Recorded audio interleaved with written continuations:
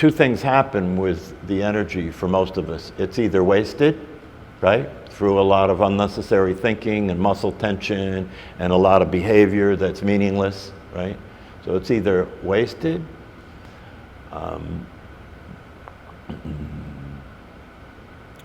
or it's repressed. It's either being expressed in useless ways that don't bring any value, or it's being repressed in terms of it being held back and held on to. One of the ways you could talk about human beings is they're holding on. You know what I mean? Human beings are holding on, trying to get through things, trying to be in control, holding on like that. That's why they say if the belly could talk, this is the energy, the center of energy and the center of power. And most of us have a very contracted center here, a very tight gut, holding on, And so the idea is that when this begins to open up, and the center starts to be released, the belly starts to soften. So but those are all concepts, The thing that is most important of all in regard to all of this is to just see if you'd be willing to have the courage and the audacity to really let go. See if you'd have the courage and the audacity to really trust the truth and really let go. Really let go of what you think. Really let go of what you believe. Really let go of how you feel. And meditation is a practice that allows that possibility to exist, because all of the beliefs and the feelings and the thoughts are states of mind. That's all of the activity that's going on in the mind that most human beings are completely attached to, completely connected to, completely identified with. And so everything is coming through here. And when everything comes through here, it's distorted. It's distorted. It's subjected to the program that the mind is. And the program that the mind is a program that takes all the energy and all the information and processes it for only one purpose, and that's survival. So you really do have to have audacity and courage to be willing to let go and see if you're still here. To let go of this activity, right? And see if you're still here. Because this activity is the creation of the illusion of what you are. This activity creates the idea that you're a person, creates the idea that you're the physical body. This activity began around the age of 2 years old, right? And once enough of that activity, enough information was being contained in the memory of this program, the awareness attached itself to that. The awareness had that be its form, its identity, right? Had the personality be its form, right? And this was necessary and inevitable, right? Because there needs to be a form and there needs to be time and space in order for a human life to happen, right? So it's inevitable for that to happen, right? However, in order for that to work, the form that you take yourself to be has to really completely believe that's true. The form that you take yourself to be has to really completely forget the reality of what you are. Or it wouldn't work. Can you see that? It wouldn't work. If all of you knew that you were God, if all of you knew your true identity, right? The gig would be up. The whole life trip would be over, right? Because what would the point be? What would the point be? What would you have to look forward to? What would you have to, what would the game be? How could there be a game of life, right? If you were awake and you could see the whole thing for what it is. But don't people who are awakening enjoy life? And you said, like, Yeah, they enjoy it because they know the truth and they still identify with the body and the mind so that they can stay in the game. Even the great teachers, you look at Ramana Maharshi, you look at any of the great teachers, including Jesus Christ, right? They were still in the game, right? So the trick, the thing that allows the fulfillment of the possibility is to wake up and see everything as it is, right? And then keep playing the game, right? But now you can play full out. Now you can play with abandon because you got nothing to lose. Now you see through the whole thing. You see through the idea that this idea that you have had about yourself as a personality isn't true. Therefore, that person that you took yourself to be has nothing to lose. So people who wake up, when they wake up, they're still in the game as long as the body is there. That they play the game. They follow the rules of space and time, don't they? They make plans for the future just like the rest of us, right? The difference is that they can experience joy and fulfillment and contentment and peace because they know it's a game and there's nothing to be gained and nothing to be lost.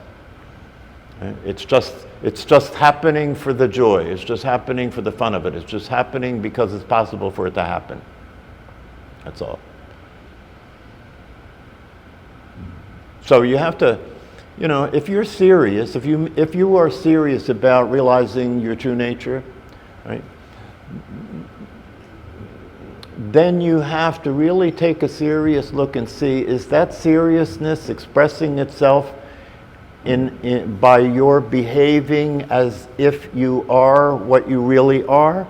Is that seriousness expressing itself by your behaving as if you are what you really are? Meaning that you're not the personality, therefore you have nothing to lose, you have nothing to defend, right?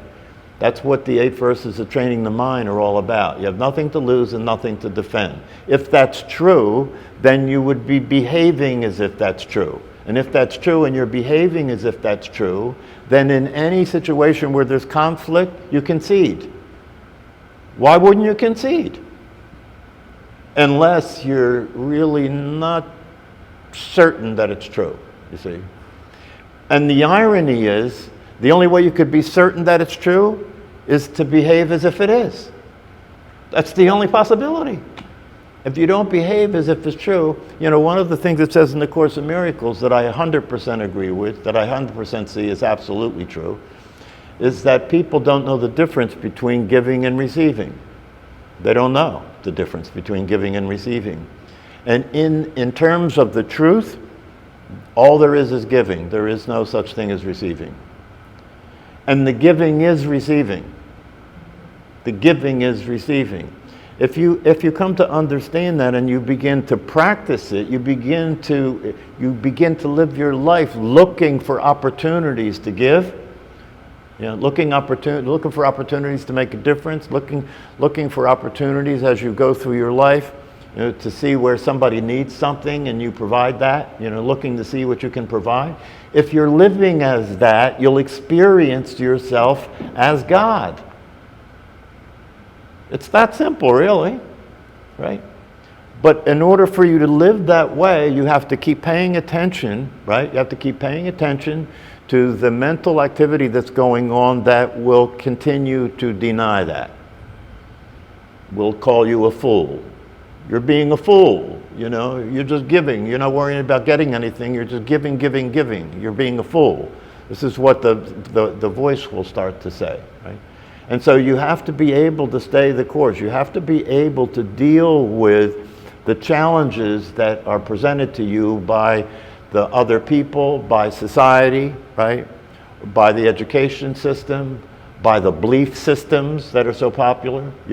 You have to be able to be aware of all that and not allow any of that to deter you from expressing what you know to be true.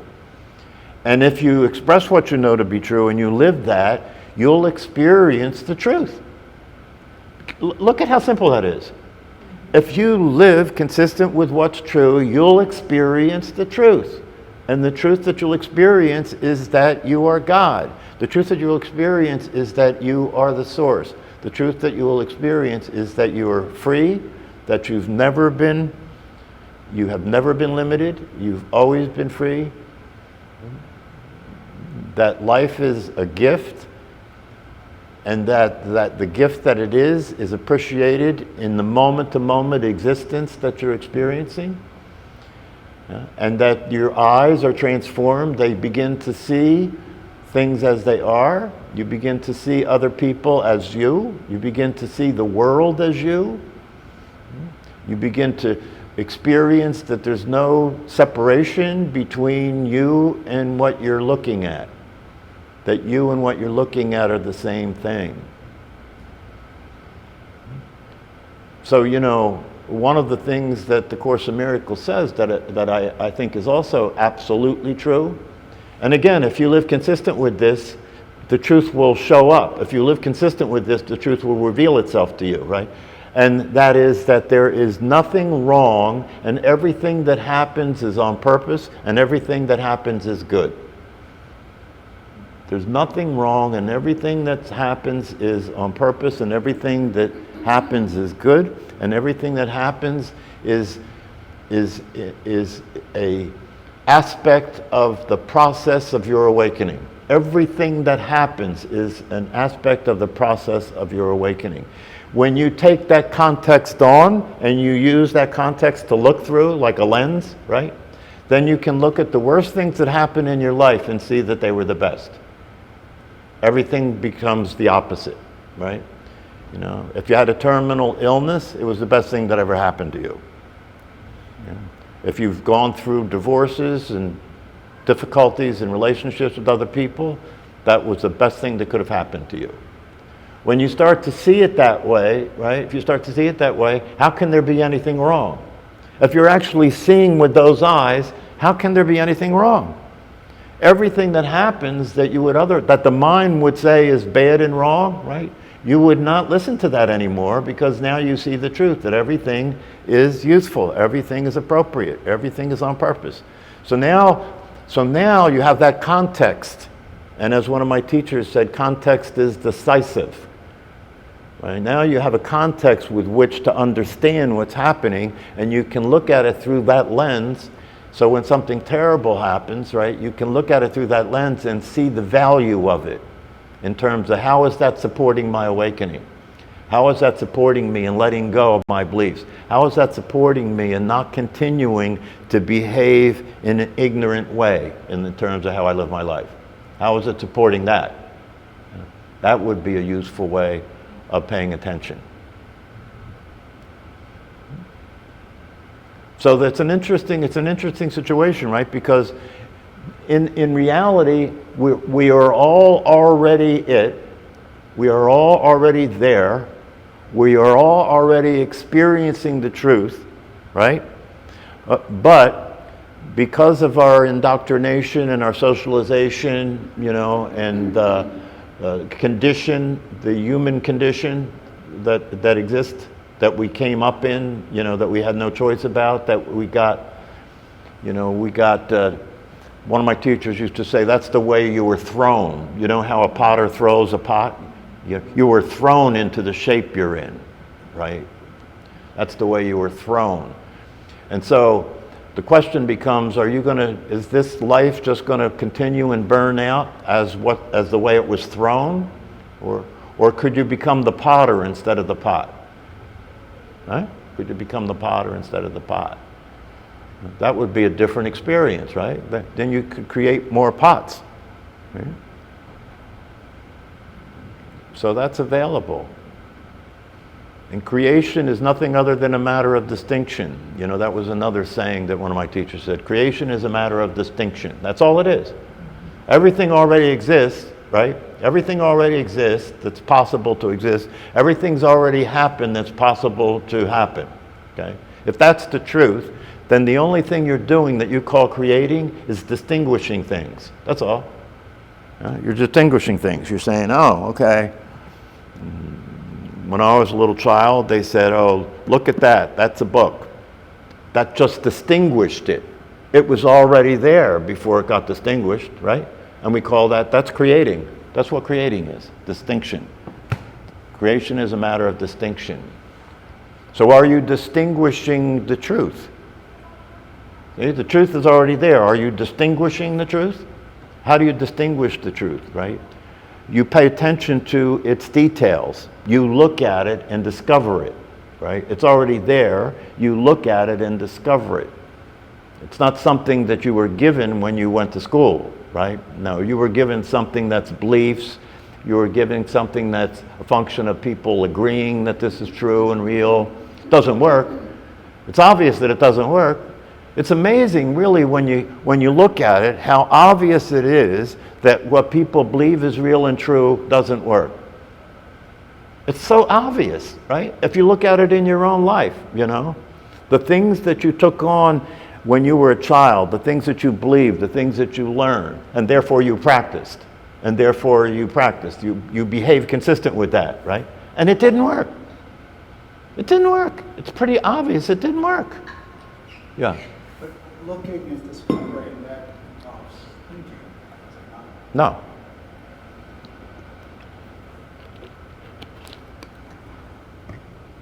If I hold this up, what do you see? Yeah, that's what you think. Okay? Now don't think about it and look at it. What is it now?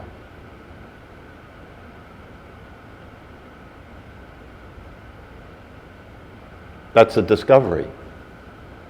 You discovered it. You could call it something else now. You see what I mean? That's discovery. Discovery is not a function of what you think, it's a function of what you see. You know, let those who have eyes see. Discovery is a function of what you see. And when you practice meditation and you move your attention away from that body of mental activity, that body of knowledge, that body of memory, all those facts that are in your head, right? When you move your attention away from that and you look without that, now you're seeing instead of thinking about what you're looking at. You're seeing it. And the interesting thing about that, you know, if somebody has complete amnesia and they lose their memory completely so they don't know who they are, right? It's very, very interesting to consider that when that happens, the person still is able to recognize everything but them. Isn't that interesting? They lose their memory, but not all of it. They still remember the world, but they don't remember who they are. That's a blessing, isn't it? It would be a horrible tragedy if they lost their memory of everything and then they would turn into a vegetable, right? Because they couldn't function at all. They would turn into a vegetable, right? But that's not what happens. Right? They just lose their personal memory, and so they don't know who they are. But they're still here.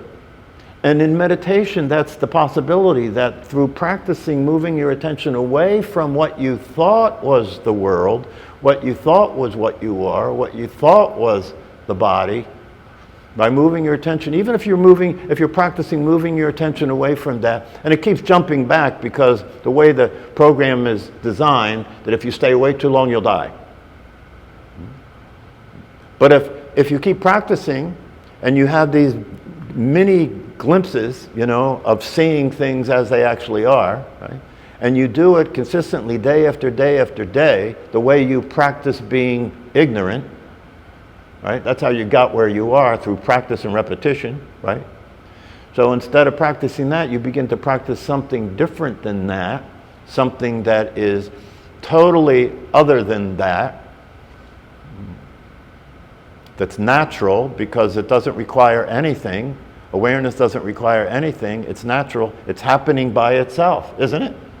Stop being aware. Try it. You know? You have no ability to do it. You have no ability to do it. You can't stop being aware. So when you move your attention, if you keep practicing, move your attention away from this activity, right? It starts to dawn on you. You start to discover, oh, this is real. That is an interpretation of this. This is real. What is this? Then wisdom can occur, right? Wisdom is natural knowing, right? Because even without memory, even without remembering your personality, right, you're still here and you still know the world. You're still here and you still know the world. That has to mean that your identity is not to be found in the thought activity, doesn't it? It has to mean that your identity is not to be found in the thought activity, because without the memory of what you are, without being able to recognize what you are in terms of what you learned, right? You're still here. You're still here. So if you're still here, what's still here if you're no longer considering yourself to be a person in a physical body? What's still here? Maybe that's what was here all along, and what you did is put in front of that I'm a person in a body. So in meditation, we're just gradually moving that out of the way. So this is what they mean when they say, if you can get out of your own way, you'll see things as they are, right? Move it out of the way. Move that identity out of the way so that you can begin to experience things as they are. And they already are the way they are. So it's a revelation. It's not something you're learning. It's something that's always true, and that's why it's called the truth. Something that's always true. You can't learn the truth. It's beyond learning. And yet it can be experienced, it can be seen, it can be enjoyed, and it brings with it certainty. It brings with it certainty. Do you realize how important certainty is to you? Do you realize how important certainty is to you? You can hear the message when people say, oh, death isn't real. In a lot of spiritual teachings, they say there's no such thing as death, right? But are you certain? Right? You can hear that, right? But then the voice in your head says, I don't know if I'm going to go along with that 100%. I see a lot of dead bodies. So that's the challenge of the truth. Can you really let go enough to allow yourself to experience certainty about the truth instead of just believing it or thinking about it? Can you allow yourself to experience certainty? And the only way you're going to experience certainty is to let go of considerations, let go of the thought process, right? And see what happens. See if the experience that becomes available to you is something that you can doubt. Can you doubt it? Can you doubt your existence? Can you? No.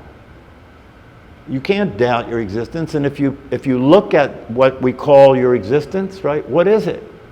What is it? And if you look at it and you see what it is, how can you doubt that it's always been here and that it never changes, and therefore death can't be real? You can't. The only way you can doubt it is to think about it. Really, it's the only way you can doubt it. If you stop thinking about it, you can't doubt it. There's nothing to doubt.